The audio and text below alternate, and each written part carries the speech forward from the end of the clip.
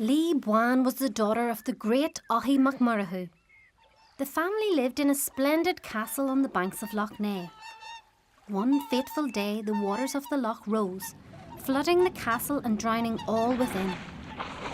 A magical force holding back the waters from entering saved only Lee Buan in her bower.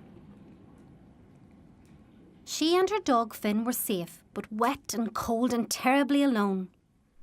Lee Buan cried out to the spirits, making a wish to turn into a salmon. At this moment, her legs were transformed into the tail of a salmon. She entered the waters of Loch Ness, taking her trusted dog with her, who had transformed into an otter. They took to the loch in joy, diving and racing and singing, and soon roamed beyond to other lochs, to rivers and seas and oceans, wandering together on the water for 300 years.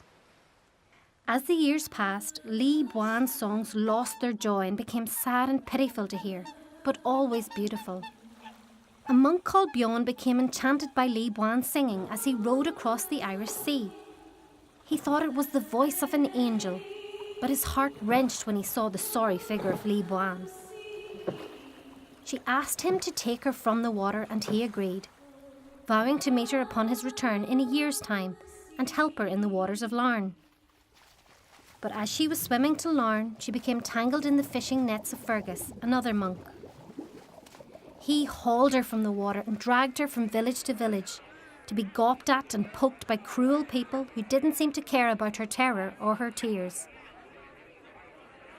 Bjorn was furious when he heard what had happened and confronted Fergus.